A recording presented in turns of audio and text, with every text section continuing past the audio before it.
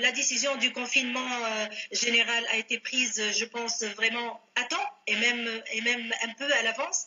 Nous, à l'échelle du groupement de médecine du travail du gouvernorat de Sousse, nous avons décidé de suspendre toutes les visites médicales périodiques à partir du 16 mars.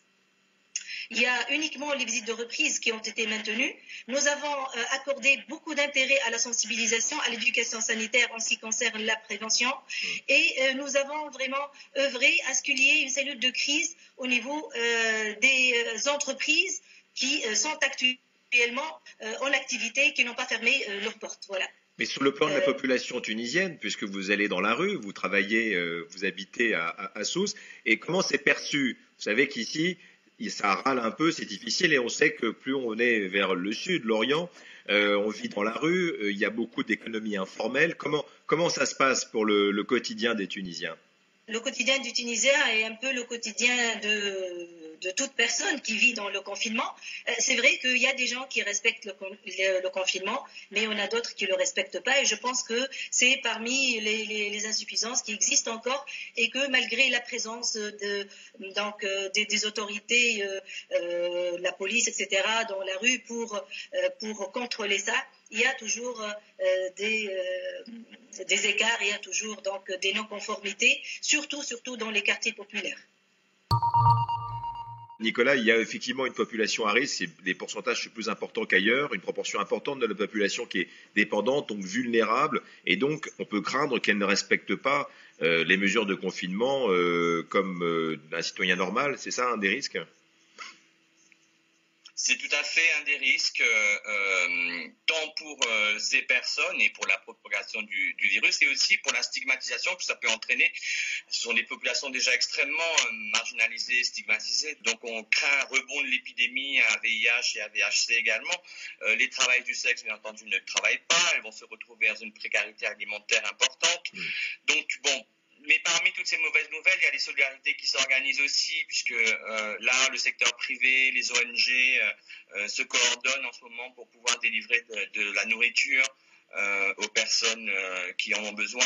Il faut dire aussi qu'à l'île Maurice, la crainte des autorités locales, elle porte aussi sur le fait que 25% de la population de l'île Maurice vit avec le diabète et 25% de la population mauricienne est en pré-diabète.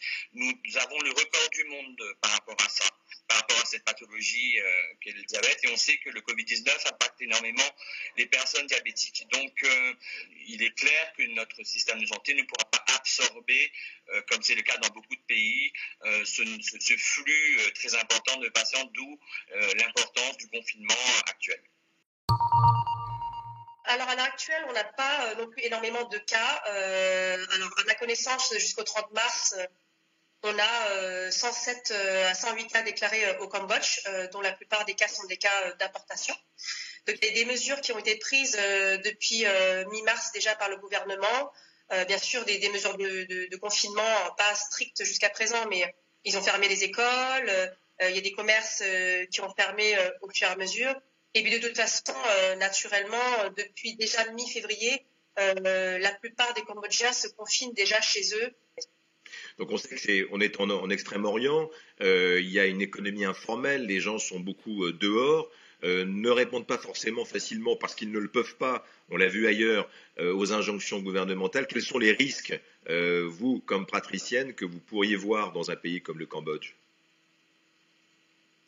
Alors, même si on ne peut pas complètement confiner les gens parce que certaines personnes, donc notamment la population la plus pauvre, a besoin de sortir, de vendre et justement de pouvoir se nourrir au quotidien, on observe quand même que les gens, la plupart du temps, prennent des précautions comme le port de masque, la distanciation sociale, etc. Après, voilà, comme dans tous les pays, je pense que c'est pas parfait. Mais vraiment, la population cambodgienne et même les expats ici sont plutôt disciplinés. L'OMS, l'Organisation mondiale de la santé, s'inquiète un peu, comme en Afrique, des problèmes en Asie du Sud-Est, notamment les nombres de cas qui est pourtant pour l'instant extrêmement faible et qui est difficilement explicable. Est-ce que vous pensez qu'il va y avoir une prise de conscience ou en tout cas une explosion potentielle de l'épidémie au Cambodge ? Alors, c'est difficile à dire parce que je sais que le gouvernement est en étroite relation avec l'Organisation mondiale de la santé, les CDC, ce qu'on appelle les Center Disease Control au Cambodge, ainsi que l'Institut Pasteur et les différentes cliniques et établissements qui prennent en charge les patients en Covid-19. Donc, je pense qu'ils sont vraiment en lien au quotidien, assez régulièrement, et ils tiennent au courant, en tout cas, la population. Il y a de nouveaux cas tous les jours. Il est annoncé quels sont les nombres de cas, de nouveaux cas, d'où ils viennent, etc. Donc, c'est difficile à dire s'il y aura une explosion de cas comme on observe en Europe, mais en tout cas, il faut tout pour que tout soit bien contrôlé.